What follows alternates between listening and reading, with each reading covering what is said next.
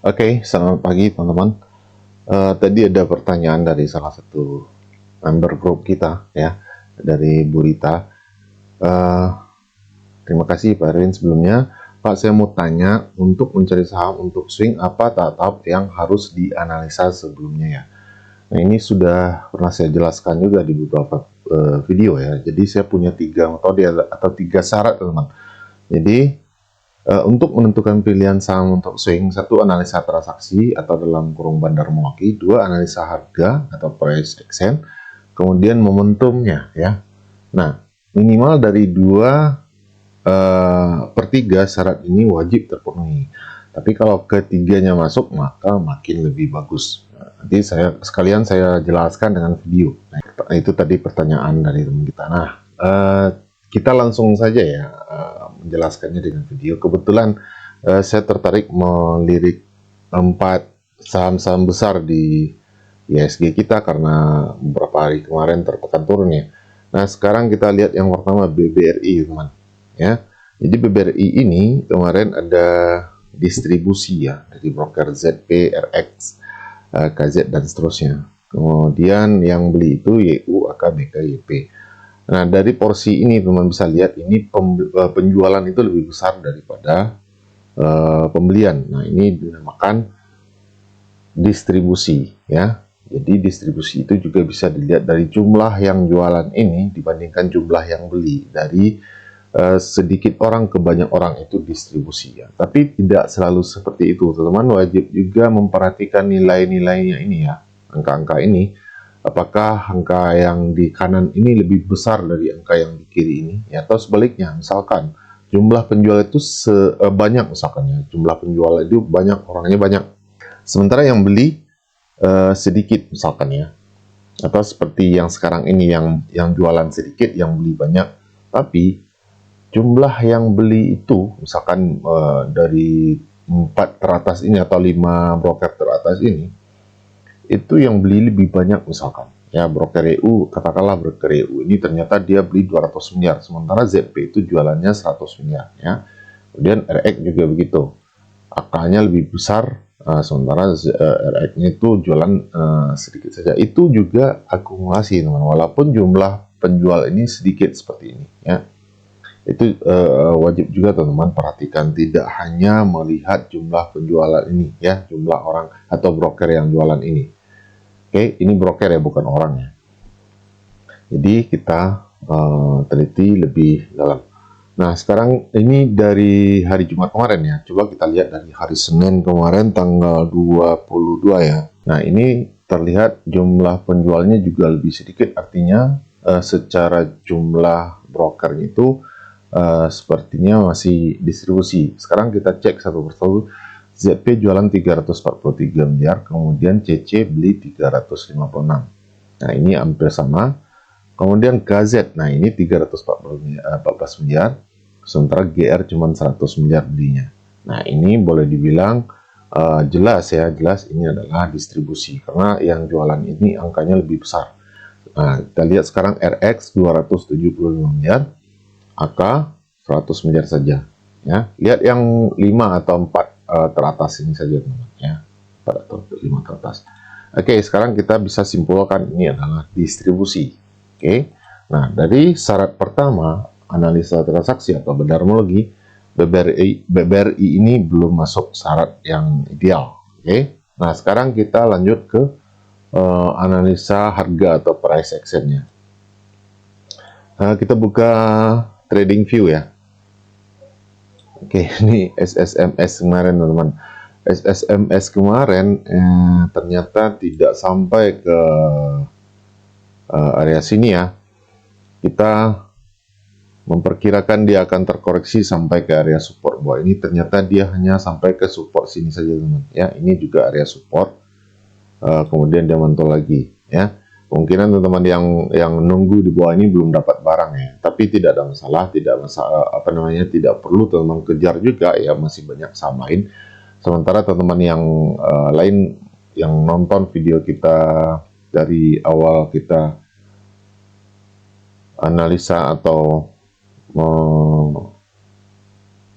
bahasa SSMS ini kita masuknya di area sini teman ya. Dan sekarang sudah floating profit itu sekitar 25% gitu kurang ya, 25% itu profit yang sangat bagus. Terus apakah boleh dijual? Karena ini target price-nya masih jauh, itu terserah teman-teman ya, karena untuk jualan itu bisa dibilang secukupnya saja. Kalau teman-teman sudah merasa cukup 25% ya jual saja, tidak ada masalah. Kalau tidak mau jualan dulu, teman juga bisa pasang trailing stop, itu sudah gampang. Oke, itu untuk SSMS. Sekarang kita langsung ke BBRI. BBRI. Nah, ini adalah plan kita yang sudah tercapai ya. Nah, setelah kita hapus, kita lihat sekarang candle-nya seperti ini ya, atau polanya seperti ini. Teman bisa lihat ini ada tekanan turun ya, cukup dalam. Ini dari puncak ini sudah berapa persen ini turunnya, sekitar 8% ya, sekitar 8% sudah terkoreksi. Kenapa dia terkoreksi? Karena ini memang ada resisten teman ya, di sini ada resisten, walaupun sempat dijebol tapi ternyata dia tidak kuat, kemudian jebol turun lagi ke bawah. Nah, kira-kira area mana yang akan dituju oleh BBRI ini? Nah, kita cari dulu di area-area supportnya di area mana. Nah, ini bisa kita jadikan area support ya. Nah, ini ya. Kemudian untuk trennya juga kita bisa tarik garis trendline ini, ya. Trendline-nya kita anggaplah dari sini ya. Nah, seperti ini. Nah, kira-kira apakah harga saham BBRI ini akan melanjutkan penurunannya ke area sini ya? Mungkin saja teman ya. Kita bisa lihat di sini. Nah, apakah dia akan turun sampai ke area trendline ini? Bisa jadi ya, bisa jadi. Nah, kalau kita lihat dari posisi ini, teman-teman bisa memperkirakan kalau kita masuk di sini ya, di area di posisi harga sekarang ini ya, kemungkinan dia terus akan turun itu ada ya. Kenapa? Yang pertama tadi ada distribusi. Kemudian di sini trennya juga tren minornya. Ini tren mayor namanya, tren besar. Kemudian tren minornya juga lagi turun. Ini tren minornya ya. Jadi kita jangan langsung masuk, walaupun ini sudah tertekan beberapa hari kemarin ya. Sudah 3 hari, 4 hari, berapa hari ini turun cukup dalam. Kemudian teman-teman berasumsi langsung masuk saja. Sementara secara polanya kemungkinan harga terus turun ke area sini ini masih ada teman ya. Nah, kalau kita pakai Fibonacci retracement ya, kita cek di sini. Nah, buat teman-teman yang biasa menggunakan Fibonacci, di sini belum menyentuh level 50%-nya juga belum sentuh teman. Masih ada kemungkinan dia turun ke level 50 ini atau ke 61,8 ini ya, 61,8. Ini kan area-area yang biasa digunakan para teknikalis ya, untuk menentukan posisi masuk, posisi entry. Ya, kemungkinan dia akan terus turun ke area 50% ini atau ke 61,8. Ya, bisa jadi seperti itu. Jadi kita tunggu saja harga itu mentok ya, mentok di area-area tertentu ini, atau area-area yang biasa digunakan para investor untuk masuk. Bisa jadi dia akan terus turun lagi ke area 70% ini, tepat di posisi trendline ini teman-teman ya. Jadi saran saya jangan masuk dulu BBRI, karena dua dari 3 syarat tadi itu belum mencukupi atau belum memenuhi syarat ya, belum bagus untuk entry. Nah, ini BBRI. Kemudian kita cek lagi apa ya, BBNI misalkan ya, BBNI. Ini seminggu terakhir ya, dari tanggal 22. Teman bisa lihat BK jualan 105, ini sudah net ya. Kemudian KZ beli 203. Nah, di sini kita bisa lihat BK jualannya cuma 100 miliar, sementara KZ beli 200 miliar. Dari dua ini saja ya, broker yang di atas ini saja, ini jelas ini ada akumulasi, teman ya, ada akumulasi. Walaupun yang seperti saya bilang tadi, jumlah penjual ini lebih sedikit dibandingkan jumlah pembeli ya. Jumlah seller di VS buyer itu lebih sedikit. Nah, biasa ini disimpulkan adalah distribusi ya. Tapi kalau kita lihat lebih teliti lagi, sebenarnya ini adalah akumulasi. Kenapa? Karena jumlah uang yang masuk dibandingkan jumlah uang yang keluar, lebih banyak uang yang masuk ya. Kemudian kita lihat BRX jualan 64 miliar, kemudian OD beli 55 miliar, dan seterusnya. Teman-teman bisa jumlahkan sendiri 5 teratas ini, apakah lebih banyak bayarnya dibandingkan sellernya. Kalau lebih banyak bayar berarti ini adalah akumulasi. Oke, jadi kita lihat yang hari terakhir tanggal 26 saja. 26. BK jualan 44 miliar, kemudian AK 36 miliar. Ini ada distribusi ya, beda 9 miliaran atau 8 miliar. Kemudian CC jualan 34 miliar, OD beli 26 miliar. Ini 12 miliar, VS 26 miliar. Ini distribusi tapi tidak terlalu tidak terlalu berbeda jauh, teman-teman ya, tidak terlalu timpang, memang ada distribusi. Oke, tapi secara mingguan ini masih akumulasi ya. Nah, sekarang kita lihat dulu